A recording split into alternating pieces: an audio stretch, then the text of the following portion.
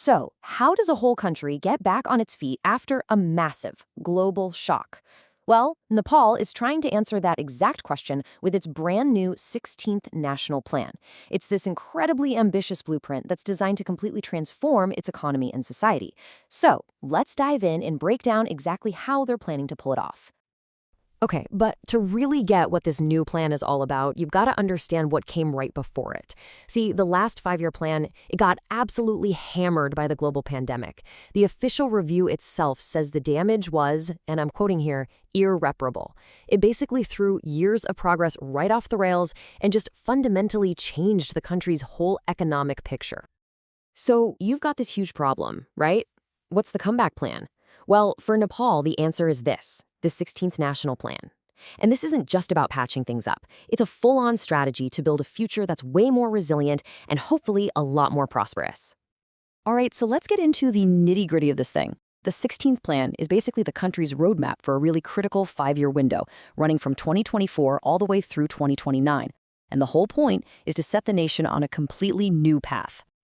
And when we talk about disruption, the scale is just staggering. I mean, just look at these numbers. The last plan was shooting for a super ambitious 9.6% average economic growth, and the actual result? A measly 2.6%.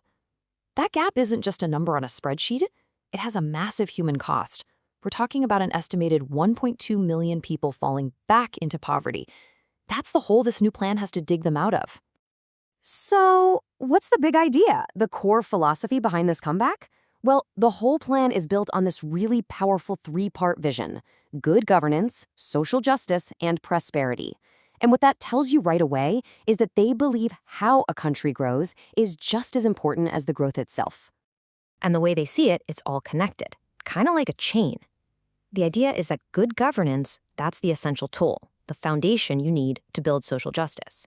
Then, once you have a just society, you can make sure that the prosperity that follows is actually sustainable and benefits everybody, not just a handful of people at the top. So you see, each step makes the next one possible. Look, a vision is great, but it's just words on paper without a real strategy to make it happen, right? So the plan's actual approach can be broken down into 3 main themes.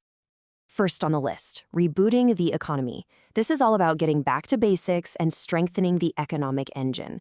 So for example, when they talk about modernizing agriculture, it's not just about growing more food. It's about boosting incomes for people in rural areas. And the huge focus on hydropower, that's a massive bet. They're hoping to create so much energy that they can power new industries at home and even have enough left over to export.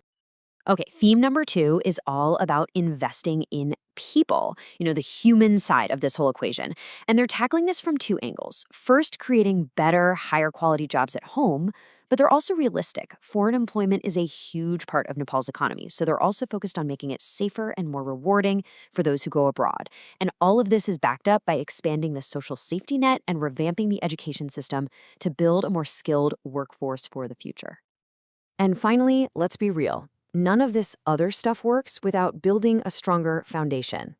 We're talking about physical infrastructure, better roads, reliable digital access, but it's also about the institutional infrastructure. That part about reforming public financial management, that is absolutely crucial. It's about making sure that all this money they plan to invest actually gets used effectively and doesn't just disappear into a black hole of inefficiency. All right, so we've talked vision, we've talked strategy. Now let's get to the really juicy part. The numbers. How are they actually going to measure success? Well, the plan lays out some very clear, very ambitious targets that turn all that strategy into tangible goals you can track. And when I say ambitious, I am not kidding. They're aiming to more than double the economic growth rate to 7.3%.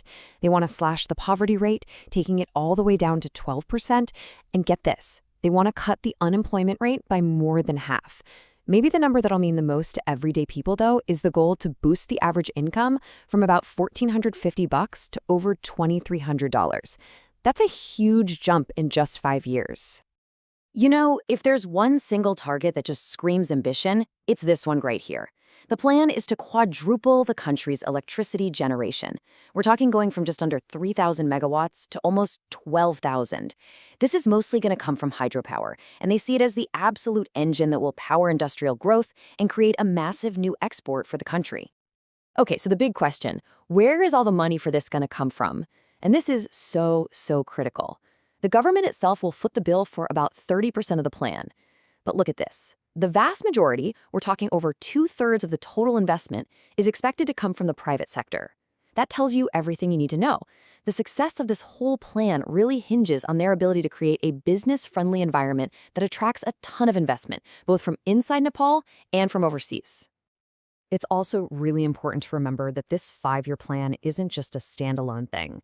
It's actually a super important chapter in a much bigger story about Nepal's long-term journey and its place in the world. And this timeline here really puts it all into perspective. The 6th plan, kicking off now, is designed to be the engine that powers Nepal toward a massive milestone in 2026, graduating from its official status as a least developed country.